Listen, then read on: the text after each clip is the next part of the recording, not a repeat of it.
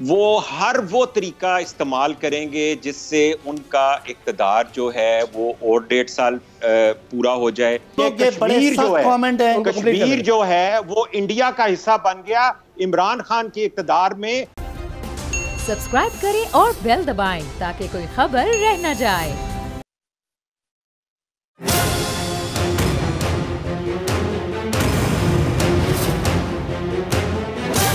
From the Islamabad studios of Bold Network, it's time for Jameel Farooqi on National Debate.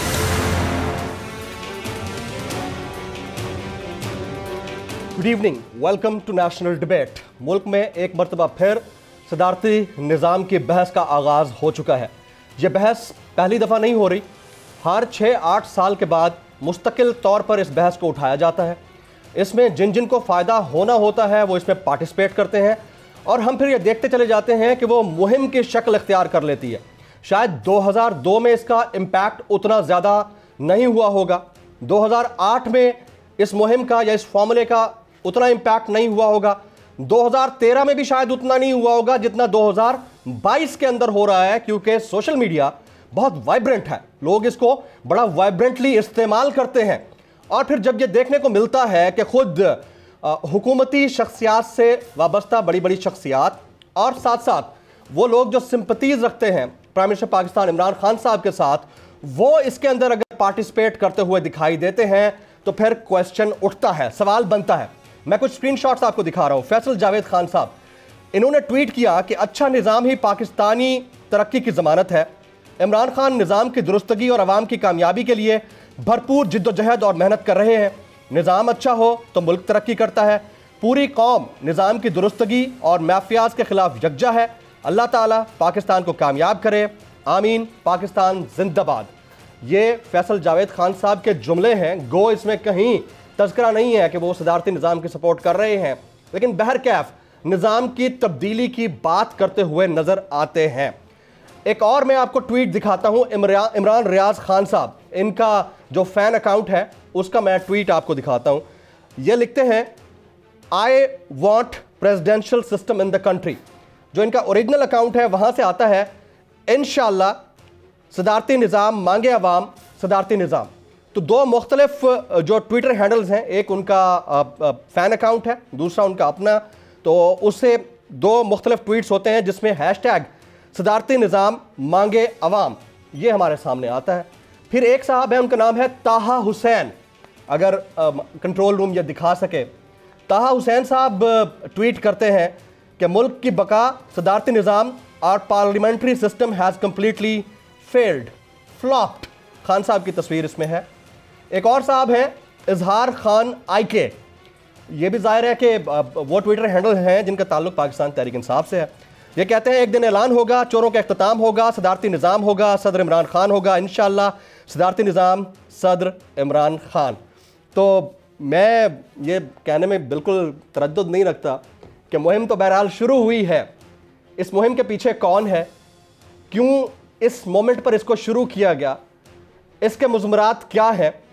अगर opposition ये कहती हुई नज़र आती है कि हम सख्त मुखालिफ हैं सदारती निज़ाम के, चाहे वो पीपल्स पार्टी हो चाहे नून लीग हो, तो इसके हक में कौन है, और जो हक में होने चाहिए उनमें से भी अक्सर कहते हुए नजर आते हैं कि हमें तो सदारती निज़ाम नहीं चाहिए, खुद PTI के लोग। तो ये फंडा क्या है, मामला जा किस तरफ रहे हैं। रुकने कौमी असम्बली पाकिस्तान तहरीक इंसाफ मरीज़ी से आपका ताल्लुक़ है, जनाब सदाकत अली अब्बासी साहब तशरीफ़ लाए, सर आपका बहुत बहुत शुक्रिया। बैरिस्टर एतजाज़ चौधरी साहब हमारे साथ मौजूद होंगे और मैं चाहूँगा कि आइनी मामलात के ऊपर ये जो हमारा कॉन्स्टिट्यूशन है वो किस तरह से इजाज़त देता है कि क्या आप आइन में सिर्फ तब्दीली कर सकते हैं या आइन को आप सस्पेंड भी कर सकते हैं, मनसूख कर सकते हैं, ये उनसे जानेंगे। और हमारे एडिटर इन चीफ बोल न्यूज़ के जनाब नज़ीर लगारी साहब, वो भी हमें थोड़ी देर में ज्वाइन करेंगे। आपके बहुत बल्कि ज्वाइन कर चुके हैं, आपका बहुत शुक्रिया। सदाकत अली अब्बासी साहब, सर कौन है इस मुहिम के पीछे? बहुत शुक्रिया जमील साहब, आपने इंट्रो बड़ा अच्छा कर दिया। देखिए, मुझे तो समझ नहीं आ रही। पहली तो बात है कि हुकूमत की तरफ से तो कोई ऐसी ज़रूरत महसूस नहीं की गई, कोई ये हुकूमत की तरफ से ये इनिशिएट नहीं किया गया, लेकिन अगर किसी हुकूमती शख्सियत ने या किसी आदमी ने इस पर पॉजिटिव कमेंट किया तो क्या बुराई है। कोई गैर जमहूरी चीज़ नहीं है, कोई गैर अखलाकी चीज़ नहीं है, कोई गैर सियासी चीज़ नहीं है।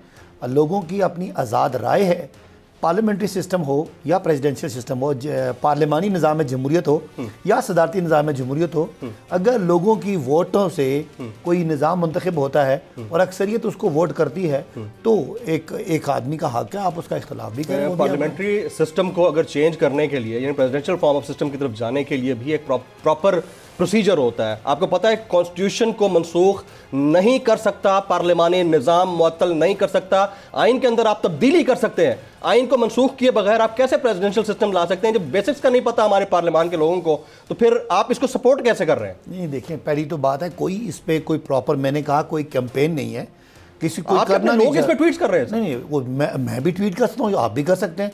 आपको किसी को इमरान खान पसंद है, किसी को कोई मजहबी जमात पसंद है, किसी को कोई बिल्कुल लिबरल। आप सपोर्ट करते हैं प्रेसिडेंट? मैंने आप नहीं करते सपोर्ट? नहीं, मैं ज़ाती तौर पे तो पार्लिमानी निज़ाम का हिस्सा हूँ। जो आज का आइन राइज है उसमें पार्लिमानी निज़ाम है, मैं उसका हिस्सा हूँ। लेकिन कल अगर हम आइन को तब्दील करके उसको सदारती बनाएं तो किसी को क्या एतराज़ है? और क्या इसमें कौन सी ऐसी खुदा ना खासा कोई क़यामत आ जाएगी दुनिया में? पार्लिमानी निज़ाम भी है। प्रेसिडेंशियल सिस्टम चाहते हैं? नहीं, खान साहब जब अगर उनका चाहने की बात होती तो खान साहब बोल सकते हैं।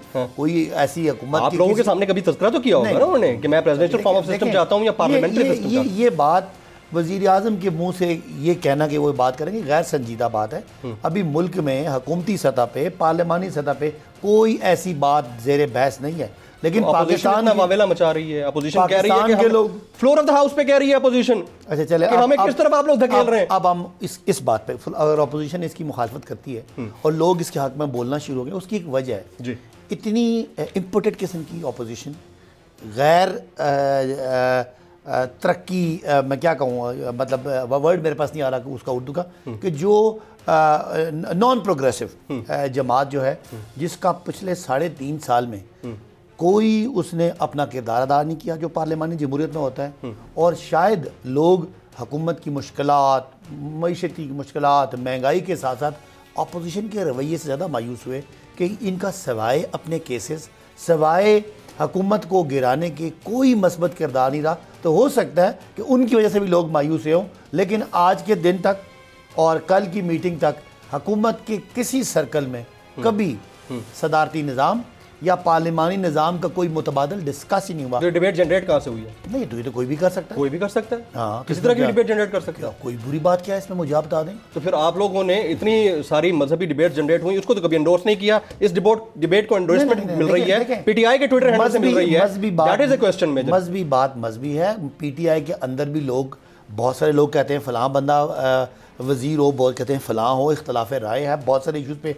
पार्टी में आपने देखा कि पार्लिमानी पार्टी में एक बड़ी बहस हुई कि गैस देनी चाहिए कि नहीं देनी चाहिए। उसमें हमाद अज़हर का कुछ और मौक़िफ़ था, हमारे परवीन खट्टर का कोई और मौक़िफ़ था। बड़ी डिबेट होती है, तो इसमें कोई बुरी बात नहीं। सब आराम से ठंडे हो जाएं और अपना अपना काम करें। मुल्क में पार्लिमानी निज़ाम है, वो चलेगा। जब मुल्क की अक्सरियत चाहेगी कि निज़ाम बदले तो बदल जाएगा। कोई उसमें गैर शरई, गैर मजहबी, खुदा न खास्ता गैर इखलाकी, गैर जमहूरी कॉन्स्टिट्यूशनल तरीका है, बिल्कुल तरीका फॉलो होगा। कंट्रोल रूम कोई आदमी, आप एतजाज चौधरी साहब को जरा मिला दीजिएगा, मैं इतनी देर में अगला सवाल। कोई गैर जमहूरी स्टेप ना होना चाहिए। आइन हर वक्त आइन जो है वो अपनी पूरी तरह आबोताब से चले और उसमें अगर आईनी तरमीम हो जाए तो कोई बुरी बात नहीं। लेकिन मैं दोबारा से कह रहा हूं, सर आईनी तरमीम से मुमकिन नहीं है। मेरी बात सुनो, माहिरीन आइन और कानून कहते हैं कि आईनी तरमीम से सदारती निजाम का निफाज मुमकिन नहीं है। पूरा कॉन्स्टिट्यूशन आपको मुअत्तल करना पड़ेगा। अच्छा, उसका एक तरीकाकार है। मेरी बात सुनो, मैं तो जिस argument for sake of argument दे रहा हूं कि आप तो ऐसे पता ही नहीं है ना। मुझे इसकी जरूरत, आप पार्लियामान के अंदर बैठे हैं ना, आप लोग प्रेसिडेंशियल फॉर्म ऑफ सिस्टम को सपोर्ट कर रहे हैं। मेरी बात सुने, कोई, मैंने बिल्कुल नहीं कहा हम सपोर्ट कर रहे हैं। मैंने आपको कहा कि आज के दिन तक किसी जो होता है ना कॉरिडोर ऑफ पावर, वहाँ ये बात डिस्कस ही नहीं। वहाँ डिस्कस क्या हो रहा है? अल्हम्दुलिल्लाह 5.37% ग्रोथ है, जो पिछले 13 साल में सेकंड हाईएस्ट है। और इस वक्त करंट अकाउंट का खसारा। ये भी डिस्कस हो रहा होगा कि अल्हम्दुलिल्लाह उसी इकोनॉमिस्ट की रिपोर्ट के मुताबिक हम तीसरा महंगा तरीन मुल्क है।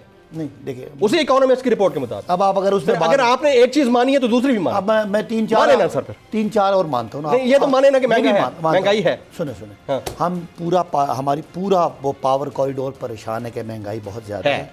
ये एडमिट करते हैं ना। लेकिन साथ साथ 5.3% ग्रोथ, 20 अरब डॉलर का खसारा 2 अरब पे आ गया, पाकिस्तान की तारीख का highest ever tax revenue, Pakistan सुने ना, पाकिस्तान की तारीख की हाईएस्ट एवर एक्सपोर्ट्स, पाकिस्तान की तारीख के हाईएस्ट एवर रेमिटेंसेस, और इतने मुश्किल इकोनॉमी के बावजूद जबरदस्त स्टेबल रेवेन्यूज। ये है, ये वो बातें हैं। उसमें महंगाई एक तकलीफ दे अमल है, उसको हम मानते हैं। वो इकोनॉमिक्स की जो स्टोरी है वो ठीक है। नहीं, मैं ये कहता हूँ थर्ड इसका हरगिज़ मतलब नहीं है कि पाकिस्तान तीसरा महंगा तरीन मुल्क है। मैं बात करूंगा, अच्छा, मतलब इकोनॉमिक्स की ये रिपोर्ट नहीं मानते? नहीं, अगर माने सुने आप मेरी बात सुन लें, अगर महंगाई की शरह दुनिया में तीसरे नंबर पे भी है, जो नहीं है, इसके बावजूद पाकिस्तान दुनिया का सस्ता तरीन मुल्क है। आप मानते हैं कि महंगाई इकोनॉमिक्स की जो रिपोर्ट है वो है, उसको मानते हैं तीसरे नंबर पे है या नहीं है? ये बता दें। नहीं, यहाँ देखिए मैं दो बातें, महंगाई की शरह ज्यादा होने का हरगिज मतलब नहीं है कि पाकिस्तान दुनिया में महंगा तरीन मुल्क है। इसमें मैं डिबेट करूंगा। जी मैं करूंगा, आपको मैं कन्विंस करूंगा। अच्छा जी, हमारे साथ बल्कि बैरिस्टर एतजाज चौधरी साहब मौजूद हैं। आपके एक नाराज रुकन भी हमारे साथ जुड़ गए, जिनको आज आपने पार्टी से फारिग कर दिया। कौन है? अहमद जवाद साहब हैं हमारे साथ। अहमद जवाद साहब, अस्सलाम वालेकुम।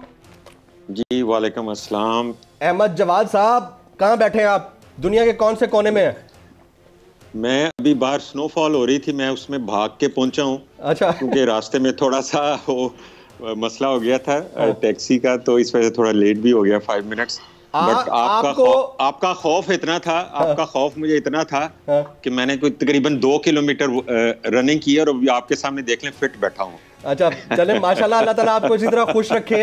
लेकिन आपकी जो पोजीशन है उसको अनफिट करार दे दिया गया है। You are no more a part of Pakistan Tehreek Insaf. आपने ऐसा क्या कर दिया जी?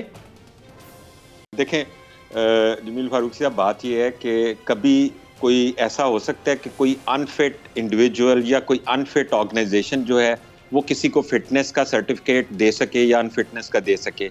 देखें, ये पार्टी तो पार्टी नहीं है, ये एक सर्कस है, और एक सर्कस से मुझे किसी सर्टिफिकेट की जरूरत नहीं है। मैं उस पीटीआई की बात कर रहा हूँ जो नजरिए की बुनियाद पे आज से 20-22 साल पहले इमरान खान ने बनाई थी। हम उस नजरिए के साथ आए थे। वो नजरिया भी जिंदा है, उसके वर्कर्स भी नजरियाती जिंदा हैं। हाँ, नौकरी पेशा लोग जो हैं उनका पीटीआई की इस वक्त की जो हुकूमत है उसके अलावा उन बेचारों के पास और कोई चॉइस नहीं है। नौकरी पेशा लोग है ना, नौकरी करेंगे या नजरिए को संभालेंगे। कुछ लोगों ने नजरिए की जिम्मेदारी लेनी होती है, कुछ लोगों ने अपनी नौकरी करनी होती है, जिन्हें जिंदगी में कभी कोई नौकरी का मौका नहीं मिला, कभी कोई स्टेटस नहीं मिला, कभी कोई स्टेचर नहीं मिला, कभी कोई उनको रिकग्निशन नहीं मिली। वो कहते हैं नौकरियां करो, वो बेचारे क्या करें। आप अब भी इमरान खान साहब को अपना लीडर मानते हैं? इमरान खान को मैं अब एक धोखा, एक डिसेप्शन कहूंगा, और ये ज़रूर है कि इस नतीजे पे पहुंचने के लिए मुझे बहुत वक्त लगा, लेकिन एक जज्बे के तहत आए थे हम, और इस उम्मीद पे आए थे। और 2018 के इलेक्शन के बाद तो हमने यही सोचा था कि कॉम्प्रोमाइज़ का टाइम ख़त्म, क्योंकि वो शायद कॉम्प्रोमाइज़ इलेक्शन से पहले इसलिए किए कि उनका ख्याल ये था कि इक़्तिदार में आके अथॉरिटी से हम इस मुल्क का निज़ाम बदलेंगे। लेकिन जब इक़्तिदार में आए तो पता चला कि वो अथॉरिटी उनके लिए शायद है भी नहीं है उनके पास, या अगर है तो वो सिर्फ एक चीज देख रहे हैं कि मैंने इस इक़्तिदार के साथ अब कैसे चिमटे रहना है, और उनकी पॉलिसीज में, यानी आप ये कहना चाह रहे हैं कि खान साहब इक़्तिदार के भूखे हैं, चाहे वो पार्लिमानी निजाम हो, सदारती निजाम हो, इसके अलावा कोई रिफॉर्म नहीं है, कुछ नहीं है। देखें, उनकी चाहे ईवीएम हो, चाहे इंटरनेट वोटिंग हो, चाहे सदारती निजाम हो, वो हर वो तरीका इस्तेमाल करेंगे जिससे उनका इक़्तिदार जो है वो और 1.5 साल पूरा हो जाए, या फिर उसके बाद दोबारा उनको इक़्तिदार में रहने का मौका मिल जाए। क्योंकि उनको पता है कि अगर वो इक़्तिदार से अलहदा हुए तो पाकिस्तान तहरीक इंसाफ बिखर भी जाएगी और सिमट भी जाएगी और फारिग भी हो जाएगी। आप कोई और पार्टी ज्वाइन कर रहे हैं जवाद साहब? देखें जमील फारूक साहब, बात यह है कि अभी तो ऑप्शंस ओपन हैं। पाकिस्तान के इंटरेस्ट में किसी फर्द को भी ज्वाइन किया जा सकता है, किसी ऑर्गेनाइजेशन को भी ज्वाइन किया जा सकता है, लेकिन इस वक्त जो सबसे अहम चीज मैं समझता हूँ कि पाकिस्तान की अवाम को जो पाकिस्तान की तारीख का सबसे बड़ा धोखा दिया गया, उस धोखे से मैं लोगों की को ख्वाब से जगाना चाहता हूं। मैं चाहता हूं कि उनका कुछ लोगों का ज़मीर जो मर गया है उनका ज़मीर जाग जाए। तो अभी तो एक आगाही की मुहिम है, लेकिन ये आगाही इंशाल्लाह ये हर गुजरते दिन के साथ इसमें तेजी भी आएगी और इसमें अवाम का रद्द अमल और रिस्पॉन्स, जो कि आपने खुद भी महसूस किया होगा कि इस वक्त शायद 3.5 साल में या 22 साल में अगर तहरीके इंसाफ नवाज शरीफ को और आसिफ सलीम जरदारी को भूल गई है और उनके सिरों पे सिर्फ इस वक्त अहमद जवाद तारी है, तो ये एक मैं कहता हूँ इस बयानिए की सबसे बड़ी जीत है कि वरना एक मैं फर्द और एक हुकूमती पार्टी जिसके पास रिसोर्सेज है, जिसके नहीं अहमद जवाद साहब, तो आपको इस आमराना रवैया जिसकी तरफ आप इशारा कर रहे हैं, मैं समझ रहा हूं आपकी बात को, आपको इस आमराना रवैये का पता अब 3 साल बाद चला जब चौथे साल में गवर्नमेंट चली गई खान साहब की, या आपको पहले से पता था, आप चुप थे किसी वजह से? देखिए, मैंने आपको बताया कि मैं कॉम्प्रोमाइज तो हमने बहुत सारे देखे थे पार्टी में भी, लेकिन हम यही समझते रहे कि शायद ये कॉम्प्रोमाइज इसलिए है कि इक्तदार में आके निज़ाम को बदलना है। जब इक्तदार में आके कुछ नहीं हुआ तो 1 साल हमने कहा शायद ये अपना वो जो बॉलर भी बने थे तो अपनी डायरेक्शन इनकी बहुत वेवर्ड होती थी, तो मैंने कहा शायद 1 साल में कोई डायरेक्शन सीधी हो जाएगी, कोई इनकी स्विंग ठीक हो जाएगी, कोई स्पीड ठीक हो जाएगी। दूसरा साल भी गुजर गया, तीसरे साल में मैं इस पोजीशन में आ गया था कि मैंने फैसला कर लिया था और मैंने पूरा 1 साल, मैं आपको बता दूं, जो कुछ आज मैं कर रहा हूं ये 1 साल की तैयारी है।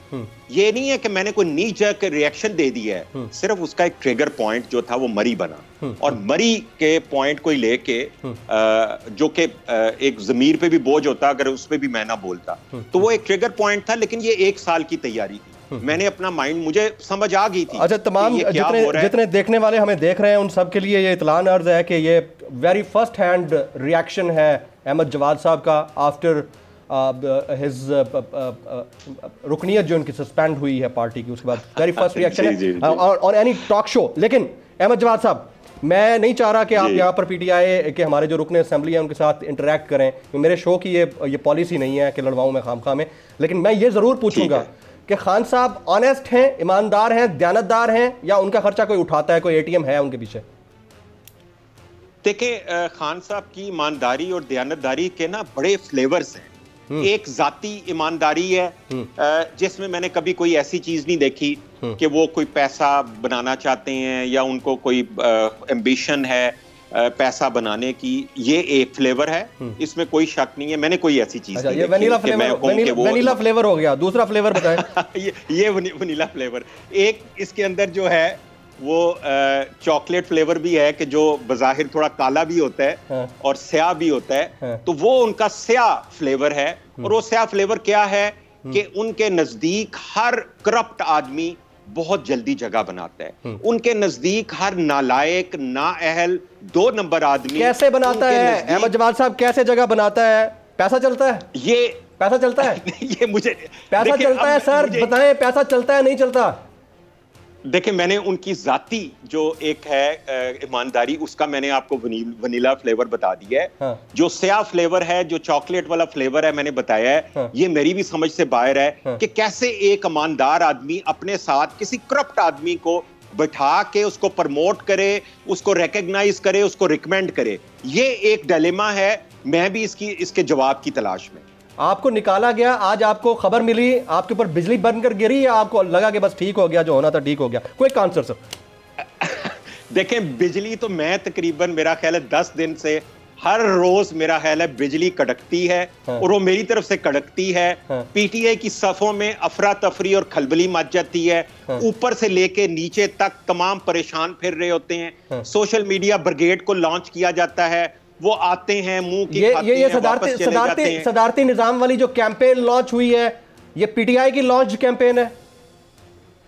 100% ईवीएम सदारती campaign, 100% it's a big story. सारे अहमद जवाद साहब टीवी पे मेरे बोल रहे हैं कि पीटीआई की लॉन्च कैंपेन है, सदारती निजाम के पीछे पाकिस्तान तहरीक इंसाफ है। ये अहमद जवाद साहब वो थे जो मरकजी सेक्रेटरी इत्तलात रह चुके हैं पाकिस्तान तहरीक इंसाफ के। आज इनकी रुकनियत मुअत्तल हुई है, इनको पार्टी से निकाला गया है। And very first interaction with us on any talk show here in Pakistan. तुर्की में बैठे हैं अहमद जवाद साहब, आप साथ मौजूद रहिएगा।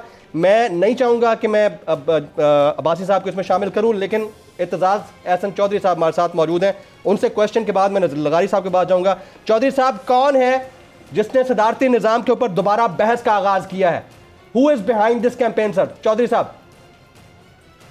इसके पीछे सियासतदान, ज़्यादातर ऐसे सियासतदान हो सकते हैं जो कि जिनको इस पार्लिमानी जमहूरी निज़ाम में कोई अपना फ्यूचर नजर ना आता हो और एम्बिशन हो उनकी, तो आप हो मैदान में हो, या ऐसे इदारे हो सकता है कोई जो सदारती निज़ाम पे उसकी नीयत ज़्यादा मुस्तहकम हो जाती है। और हमने सदारती निज़ाम देखा है जमीन के 4 मरतबा तो सदारती निज़ाम आ चुका है, यहाँ हमारे रह चुका है बिल्कुल कड़े अंदाज में। अयूब खान का सदारती निज़ाम, या खान का सदारती निज़ाम, या उल हक का सदारती निज़ाम और मुशर्रफ का सियासी सदारती निज़ाम, उनसे कुछ हासिल तो नहीं हुआ। और अगर कोई कहता कि अयूब खान का बड़ा अच्छा था दौर, पता नहीं कौन था और क्या, वो कहीं और थी, उसके चैलेंजेस ही और थे। उसमें आप आराम से जाके अमेरिका की गोद में बैठ गए थे। सोवियत यूनियन के साथ उसका एक पूरा कश्मकश थी, एक राइवलरी थी, और उसमें आप एक तरफ की पनाह लेके और बैठे रहे और आपकी कुछ जरा थोड़ा अमन सुकून रहा। लेकिन सोवियत यूनियन के जब अफगानिस्तान भी आपके लिए एक मुश्किल बन गया और ये दहशतगर्दी का भी रिवाज हुआ,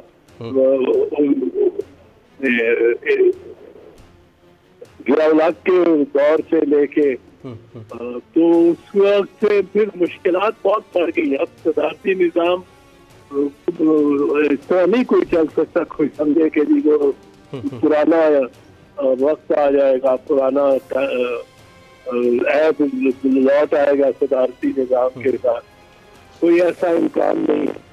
कोई ऐसा आप चौधरी साहब आप साथ मौजूद रहिएगा। हमारे साथ नज़ीर लगारी साहब, हमारे बोल टेलीविज़न के एडिटर इन चीफ हमारे साथ मौजूद हैं। अहमद जवाद साहब मौजूद हैं। सदाकत अली अब्बासी साहब मौजूद हैं। एक ब्रेक का वक्त हुआ जाता है। मैं नहीं चाह रहा कि सदाकत अब्बासी साहब अपनी ही पार्टी के, जो अब पार्टी के मेंबर नहीं हैं, उनके साथ इंटरेक्ट करें, लेकिन मैं जवाब ज़रूर जानना चाहूँगा, क्योंकि एलिगेशंस बहरहाल एलिगेशंस होती हैं, चाहे पार्टी के अंदर रहकर कोई लगाए या पार्टी से जाने के बाद, और हक़ाइक़ का पता जब आप साथ ना हो उस वक्त चलता है। मज़ीद बात होगी एक ब्रेक के बाद, साथ रहिए।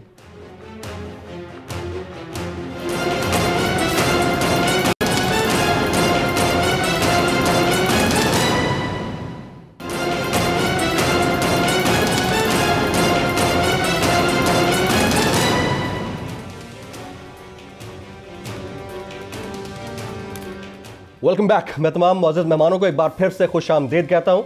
सदाकत अली अब्बासी साहब के पास जाने से पहले नज़ीर लगारी साहब काफ़ी देर से मुंतज़र हैं। मैं सबसे पहले उनसे माज़रत चाहूँगा क्योंकि बहस इतनी तवील हो गई थी। नज़ीर लगारी साहब, आपने बात सुनी होगी अहमद जवाद साहब की। 2 बड़ी इंपॉर्टेंट बातें की उन्होंने कहा कि खान साहब के 2 फ्लेवर्स हैं, एक वनीला फ्लेवर है, एक चॉकलेट फ्लेवर है, जिसमें पता चलता है कि हर करप्ट आदमी उनके इर्द गिर्द है। दूसरा उन्होंने कहा कि ये सदारती निज़ाम के मुतालिक जो सोशल मीडिया कैंपेन है, ये PTI ने 100% चला रखी है। इसको आप कितनी बड़ी खबर समझते हैं लगारी साहब? दोनों खबरें बहुत अहम हैं और दोनों खबरों में अहमद जवाद साहब से मेरा जितनी बार इंटरेक्शन हुआ है इसी फोरम पर हुआ है, और मैंने उन्हें बहुत से दीगर तर्जुमानों की तरह नहीं पाया था। मैंने एक लॉजिक को, मंतक को समझने वाले आदमी के तौर पर पाया था। मुझे PTI में होते हुए भी मैं कभी ये नहीं हुआ था इस बात पर परेशान कि इनके साथ बात हो रही है तो लब्बो लहजा क्या होगा या अंदाज़ गुफ्तगू क्या होगा। तो एक बात तो ये है, और ये कि जो फ्लेवर दोनों बता रहे हैं, ये जो वनीला फ्लेवर बता रहे हैं, ये बाद में इन पर खुलेगा कि ब्लैक के असरात बहुत ज़्यादा हुए थे। अल्लाह के वास्ते अब ये सिलसिला छोड़ा जाए कि जी बंदा ईमानदार है, बंदा दयानतदार है, बुनियादी खराबी बंदे में है। और आप जो है अभी इतने बड़े बहरान के बाद जो आप को पार्टी से अलग किया गया, उसके बाद भी आप कह रहे हैं, तो इतने ढके छुपे आदमी, जिनके सामने साथ आमने सामने रूबरू दाएं बाएं बड़ी बड़ी मुल्क की माफियाज बैठी हुई हैं उनके साथियों में, उनके हम हर दफा बार साथ रहने वालों में, तो आप उनको किस चीज का आप जो है उनको मौका दे रहे हैं, स्पेस दे रहे हैं कि जनाब वो बंदा ठीक है जी, बंदा ईमानदार है। बुनियादी सवाल ही यही है कि मुझे बंदा जो है उसके ऊपर ही शक है कि बंदा ईमानदार नहीं है, बुनियादी बात यह है। और दूसरी बात यह है कि सदारती निज़ाम का जो मामला है वो इन्होंने छेड़ा इन्होंने है, लेकिन इनसे छेड़ने की फरमाइश की गई है, और जिनके दिलों में ये ख्वाहिश मचल रही है कि हमें भी मौका मिलना चाहिए किसी न किसी तरीके से, तो वो इस तरह की मुहिम उनसे चलाने के लिए फरमाइश कर रहे हैं, और ये जिस तरह से पहले इस्तेमाल होते रहे हैं अब भी इस्तेमाल हो रहे हैं, और इसके अलावा कोई दूसरी बात नहीं है। लेकिन सदारती निज़ाम अगर यहाँ लाया जाता है एक बड़ी मुसीबत और मुश्किलात के बाद, 1908 के बाद आने वाली हुकूमत ने सदारती निज़ाम को, और उस शख्स ने खुद सरेंडर किया सदारती निज़ाम को जिसके पास सदारत का मनसब था, और उन्होंने जो है पार्लियामेंट को मजबूत किया और अख्तियारात पार्लियामेंट को दिए। आप किसी भी दूसरे निज़ाम से, शहनशाहियत से, आमरियत से, मार्शल से, सदारती निज़ाम से अगर हल का मसाइल का हल सोच रहे हैं तो मैं समझता हूँ कि ये इंतहाई खतरनाक बात है। पाकिस्तान के 3 दरिया बिके प्रेसिडेंशियल फॉर्म सिस्टम में, पाकिस्तान टूटा प्रेसिडेंशियल फॉर्म सिस्टम में, पाकिस्तान में दहशतगर्दी, इंतहा पसंदी, क्लाशनको माफिया, ड्रग माफिया आया प्रेसिडेंशियल सिस्टम में, और प्रेसिडेंशियल सिस्टम ये हुआ कि पाकिस्तान के आदमी उठाकर ग्वांतानामो में भेजे गए और डायरेक्ट उसके पैसे वसूल किए गए, और ये भी उसी दौर में हुआ, और अपनी ही सरजमीन में कुछ तो खून का सिलसिला शुरू किया और पूरे पाकिस्तान में एक खतरनाक सूरत हाल पैदा की, जिसके नतीजे में 70-80 हज़ार लोग जो अपनी जानों से गए।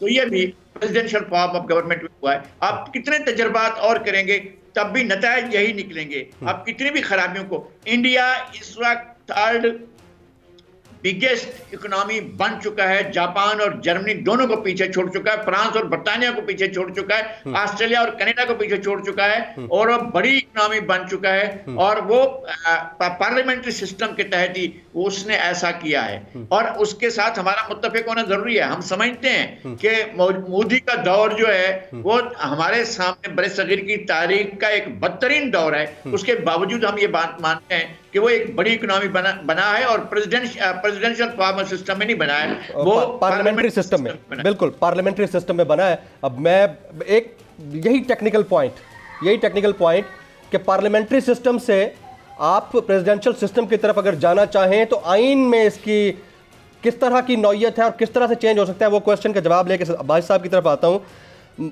मुल्क में बहस का आगाज तो हुआ है चौधरी साहब, लेकिन ऐसा कोई फार्मूला जेर गौर है भी, और इसका तरीका क्या हो सकता है कॉन्स्टिट्यूशन के मुताबिक? क्विकली इसके ऊपर कमेंट कीजिएगा एतजाज साहब।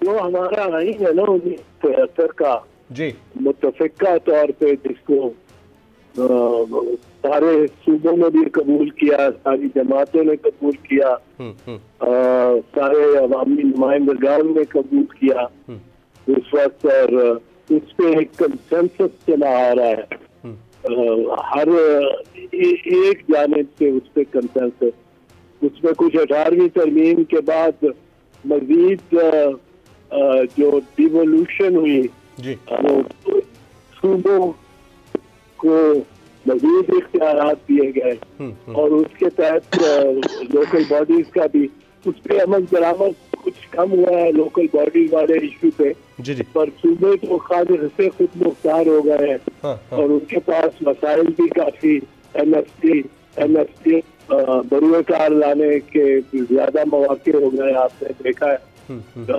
सूबे ज्यादा और वफाक के साथ एक कंटेंशन भी रहते हैं। तो वो जो स्पिरिट ऑफ द 1973 कॉन्स्टिट्यूशन है वो तो सबको काबिल कबूल है, उसकी कंसेंसस है, पार्लिमानी जमहूरी वफाकी निज़ाम है वो, और उसके बायस उससे हटना या बिल्कुल ही उसको रद्द कर देना, मुस्तरद कर देना पार्लिमानी निज़ाम आसान नहीं है, एक बड़ी मुश्किल प्रोपोजिशन है। और ये तो सियासी एतबार से भी और आईनी एतबार से भी जरा दिक्कत होगी, क्योंकि आईनी एतबार से आइडियली आपको एक कॉन्स्टिट्यूएंट असेंबली चाहिए। कॉन्स्टिट्यूएंट असेंबली वो होती है जिस तरह 1956 तक थी पाकिस्तान में, या जिस तरह 1973 के अयूब खान के दौरे मार्शल के साथ जो उभरी, वो आइन साज असेंबली होती है, आइन को बनाने वाली जी। और यहाँ तो एक आइन है, इसको पहले मनसूख करना पड़ेगा पूरी तरह, और फिर एक नया बनाना पड़ेगा। एक इमारत को गिरा के नस्वार करके एक नई इमारत खड़ी कर दे, एक और वो आपस में बिल्कुल मुख्तलिफ होंगी। ये पार्लिमानी निज़ाम है, इसकी जगह आप सदारती निज़ाम चाहते हैं तो आपको 73 के आइन को मनसूख करना पड़े। सिर्फ उसमें कुछ ये चेंजेस वगैरह नहीं होंगे आर्टिकल के, पर एक तनसीख होगी। जो तनसीख का इख्तियार जो है वो पार्लियामान को भी नहीं है। तनसीख का इख्तियार पार्लियामान को भी नहीं है, बहुत बड़ी बात कर गए असेंबली ना हो। एतजाज साहब ये कह गए हैं कि तनसीख का इख्तियार पार्लियामान के पास भी नहीं है। नजीर लगारी साहब, आप क्विक कमेंट कुछ कहना चाह रहे थे? मैं सदाकत अब्बासी साहब काफी देर से वेट कर रहे हैं, प्लीज।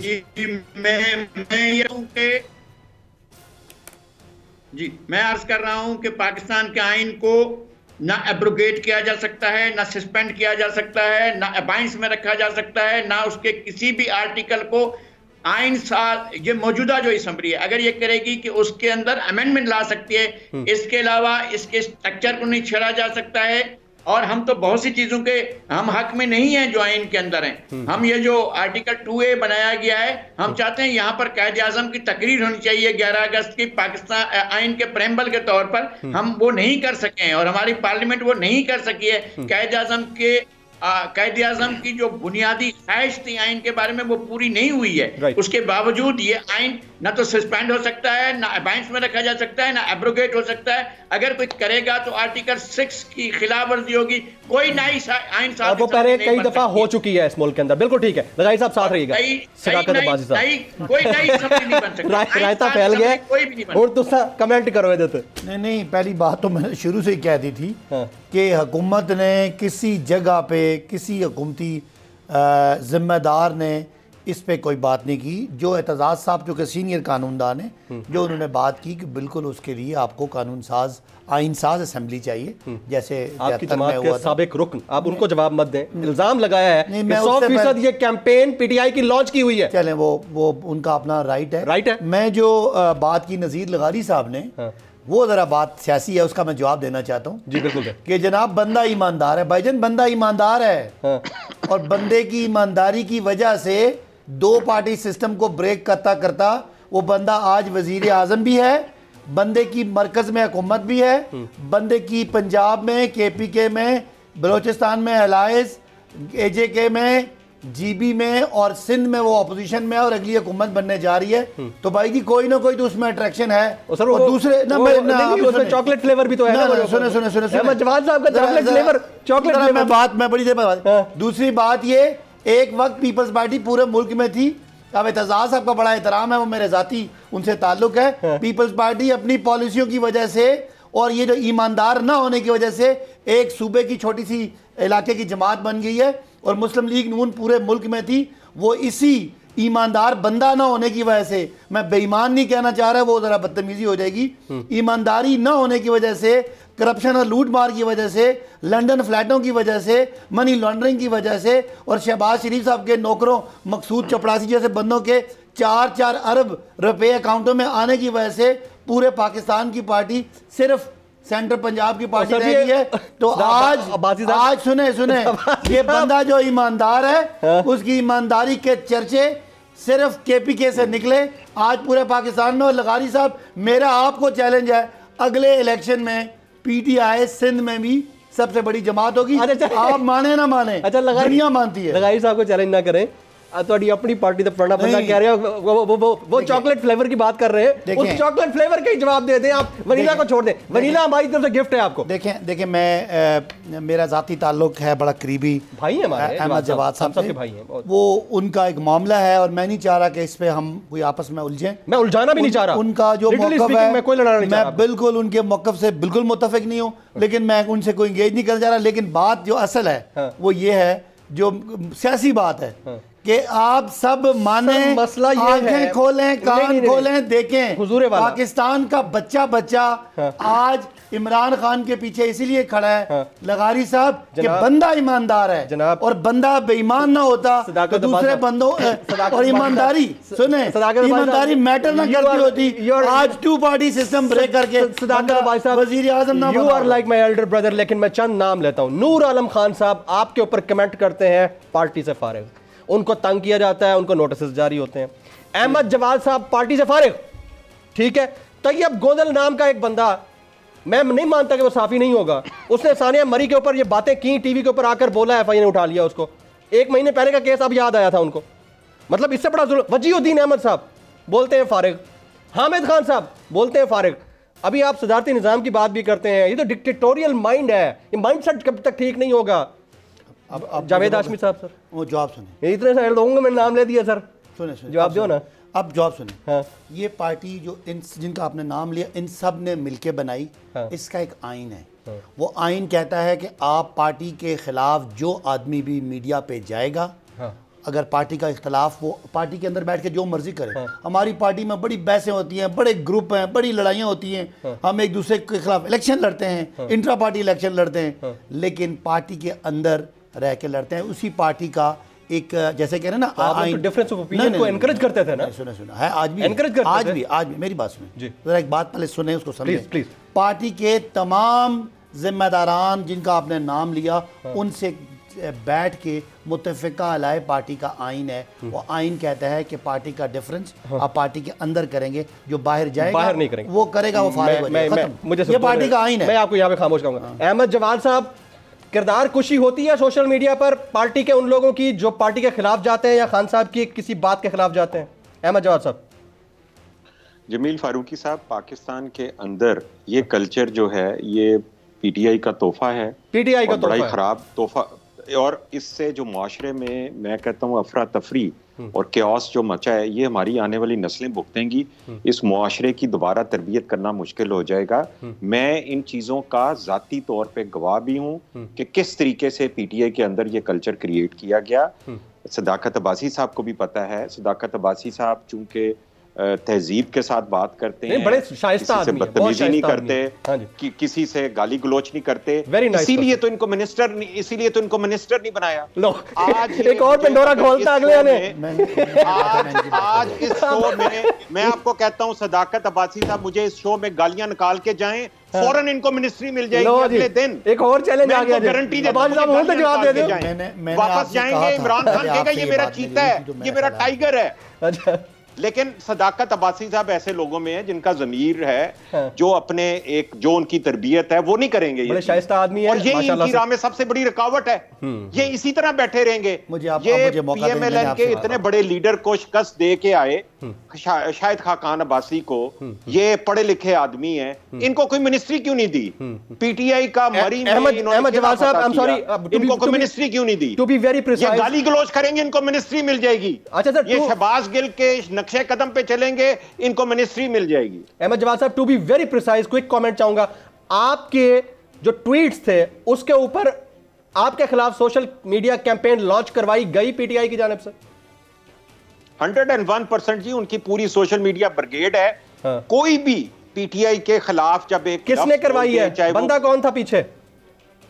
देखें, इसकी जिम्मेदारी मैं किसी पे नहीं दूंगा सिवाय इस मुल्क के प्राइम मिनिस्टर के, इस पार्टी के चेयरमैन के, जिनके नीचे एक उनका अपना सोशल मीडिया का एडवाइजर है, उसके नीचे सोशल मीडिया टीम है। वो सोशल मीडिया टीम कनेक्टेड होती है वॉलंटियर्स के साथ, व्हाट्सएप ग्रुप बने हुए हैं। जहां पे आजकल डिस्कस, वहां पे वो लोग भूल गए हैं नवाज शरीफ को भी और आसिफ अली जरदारी को भी। बस अहमद जवाद जिंदाबाद, आजकल उन्हें सिर्फ मैं याद रह गया, अहमद जवाद जिंदाबाद। मेरे बारे में आज स्ट्रेटेजी बनती है कि आज कैसे, लेकिन मैं कहता हूं कि ये अहमद जवाद भाई आपकी इजाजत से मैं खामोशी, सदाकत भाई साहब कुछ कहना चाह रहे हैं। नहीं, मैंने पहले मैं इंटरेक्ट नहीं करवाया, नहीं मैंने आपसे गिला किया था कि मैं इनसे उलझना नहीं चाह रहा, इनकी बात नहीं, आपकी तारीफ कर रहे हैं। नहीं, लेकिन ये मुनासिब नहीं है, आपकी तारीफ कर रहे हैं। मैं आज भी नवाज शरीफ, जरदारी साहब और पाकिस्तान की तमाम पॉलिटिकल पार्टियों के मुकाबले में इमरान खान को बहुत बड़ा, हम खुद बेहतर, आप मुझे बात करने दें। मैं वजीर बनूं, मैं मुशीर बनूं, मैं कुछ ना बनूं, मैं एक कारकुन हूं, मुझे टिकट मिले ना मिले, मैं आज भी दिल से, और ये मैं हल्फिया बात करता हूं कि इमरान खान जैसा बंदा पाकिस्तान के लिए इतनी बड़ी नेमत है, जो शायद ये दूसरे जो करप्ट लोग हैं इनकी और कोई मैच ही नहीं है। जो ये बात कर रहे हैं, मैं इनकी बात का जवाब नहीं देना चाहता, इन्होंने मेरी तारीफ की, लेकिन वो मेरा ख्याल है मैं उसको तारीफ मैं भी कर रहा हूं, ये नहीं कहता। बिल्कुल, अगर इनकी बातों में सच हो तो ये सच ही है कि कोई पाकिस्तान में जो इस वक्त पॉलिटिकल लीडरशिप है, कोई ज़मीन आसमान का मुवाजना ही नहीं है, और मैं बिल्कुल मैटर ही नहीं करता, और इमरान खान ना होता तो मेरे जैसा बंदा MNA क्या एक काउंसलर भी ना बनता। तो ये बातें सारी ऐसी हैं कि मैं समझता हूं कि मेरा MNA बनना ना बनना, इमरान खान के पाकिस्तान की जो जद्दोजहद है, पाकिस्तान को माफिया से आज़ाद करने की जद्दोजहद है, वो बहुत बड़ा मकसद है। मेरे जैसे, और मैं समझता हूँ मेरे जैसे लाखों लोग उस तहरीक पे, उस नजरिए पे, उस सोच पे कुर्बान, ये वज़ारत MNA-शिप, MP-शिप, सेनेटरशिप इमरान खान के बड़े मकसद के मुकाबले में कुछ नहीं है। और आज भी मैं सबको कहता हूँ, मैं इनकी बात का जवाब नहीं देता क्योंकि मैंने आपसे कहा था कि मैं इनसे उलझना नहीं चाहता, लेकिन आज भी अगर कोई इमरान खान के खिलाफ बोलता है तो वो उन माफिया के हाथ मजबूत करना चाहता है, और इस वक्त कोई मकसद नहीं है पाकिस्तान में। अगर इमरान खान से बेहतर कोई ऑप्शन है तो मुझे आप बता दें, ये बता दें। मैं तो खुद कहता हूं कि Imran Khan almost better than other personalities in Pakistan. Pakistan एक मुश्किल मुल्क है, नहीं आप मुझे बात करने दें। पाकिस्तान एक मुश्किल मुल्क है, उसको गवर्न करना मुश्किल है, लेकिन अगर आप पाकिस्तान के पिछले 30 सालों की लीडरशिप में देखें तो there is no match of Imran Khan. बाकी मेरे जैसे MNA मिनिस्टर हजारों इमरान खान की तहरीक पे, नज़ीर लगारी साहब पे, किरदार पे कोई कमेंट सर आप कुछ कहना चाहेंगे? आपने बात सुन ली थी सदाकत अब्बासी साहब की, सर आप कुछ कहना चाहेंगे? मैं माजरत चाहूंगा, डिबेट लंबी हो गई। पाकिस्तान की तारीख के वजीर आजम लियाकत अली खान से लेकर आज तक जितने हुक्मरान गुजरे हैं, उन पूरी के पूरे हुक्मरानों की तारीख में वर्स्ट हुक्मरान जो है वो याह्या खान है, और याह्या खान से वर्स्ट हुक्मरान जो है वो इमरान खान साहब हैं। मेरा ये कहना है कि उसके ऊपर माथे पर दाग है, और मुस्तकिल दाग है कि उसने पाकिस्तान को तोड़ा, और अपने इक़्तिदार की खातिर, अपने LFO की खातिर, उस LFO को आइन बनवाने की खातिर। मैं एक एक चीज का गवाह हूं, मेरे सामने सब कुछ हुआ है। जब याह्या खान कह रहा था कि मेरे LFO पर भुट्टो का भी किरदार बताइएगा उसमें, इधर हम और उधर तुम वाला, वो भी क्या ख्याल है आपका? भुट्टो साहब का पाकिस्तान तोड़ने का कितना किरदार? तो याह्या खान से भी बहुत पीछे और बहुत बदतर हुक्मरान है। नहीं, मुझे बता दें कि जुल्फिकार अली भुट्टो साहब के बारे में क्या ख्याल है पाकिस्तान तोड़ने के हवाले से? इधर हम और उधर तुम के हवाले से। एक मिनट जवाद भाई, एक मिनट। जी लगारी साहब ये भी कमेंट कीजिएगा कि पाकिस्तान तोड़ने में जितना याह्या खान का किरदार था उसमें भुट्टो का कितना था? भुट्टो साहब का कोई किरदार नहीं था। बिल्कुल था, भुट्टो साहब वजह थे, भुट्टो साहब की वजह से इधर हम उधर तुम का नारा लगा, इलेक्शन के रिजल्ट नहीं माने, जिसकी वजह से जितना अयूब खान है उतना भुट्टो है। और ये कहना वैसे मेरा ख्याल है मैंने निकाली थी, उसकी जिम्मेदारी थी, उसने गलत सुर्खी निकाली थी। भुट्टो ने नहीं कहा था कि I don't want to create any other controversy है। अहमद जवाद साहब कोई कमेंट सर? अहमद जवाद साहब योर कमेंट सर जल्दी। जमील फारूकी साहब, एक मैं नज़ीर लगारी साहब की बात में ऐड करना चाहूंगा। जी नज़ीर लगारी साहब आपकी इजाजत से मैं नज़ीर लगारी साहब की बात में ऐड करना चाहूंगा कि देखें, एक तो आप कभी सोच सकते हैं कि किसी मिलिट्री डिक्टेटर की हुकूमत हो और कोई एक सियासी लीडर वो मुल्क तोड़ दे? देखें, रिस्पॉन्सिबिलिटी उस हुक्मरान की होती है जो रूल कर रहा होता है। तो याह्या खान रिस्पॉन्सिबल है, इसमें आप डिस्ट्रैक्शन ना क्रिएट करें। नंबर 2, अगर याह्या खान अगर कोई पॉलिटिकल आदमी उसमें इन्वॉल्व है तो उसका नाम जुल्फिकार अली भुट्टो है, जिसने इलेक्शन का रिजल्ट नहीं माना। मेरा जरा कमेंट कंप्लीट कर लें, ठीक है जल्दी सर, मुझे अपना कमेंट जी प्लीज जवाब साहब। अच्छा, अगर याह्या खान के ऊपर ये इल्जाम है और सही है कि उसने इस मुल्क को 2 हिस्सों में तोड़ने का जिम्मेदार है, तो आप याद रखें उसके बाद ये इमरान खान का अब क़यामत तक ये ऑब्जेक्ट, ये बड़ा ही दोनों के बड़े सख्त कमेंट है। कश्मीर जो है वो इंडिया का हिस्सा बन गया, इमरान खान की इक़्तिदार में ये उसकी मिली भुगत थी या उसकी नाअहली थी? ये सिर्फ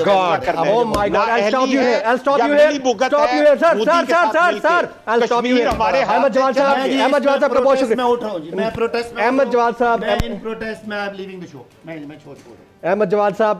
साहब यार कंट्रोल बहुत अहमद जवाद साहब ने सख्त जुमले कह दिए एंड ही सेड के कश्मीर का पाकिस्तान से जो इस वक्त मामला हुआ है abrogation of article 370 and 35A that was just because of Khan sahab. ये अहमद जवाद साहब है जो आज ही पार्टी से इनको हटाया गया है। बहुत बड़ी स्टेटमेंट, आज 3 बड़ी स्टेटमेंट दे गए हमारे ही शो के ऊपर, तो हुकूमत को भी इसके ऊपर संजीदगी से रिस्पॉन्ड करना होगा। आज की नेशनल डिबेट से जमील फारूकी को इजाज़त दीजिएगा।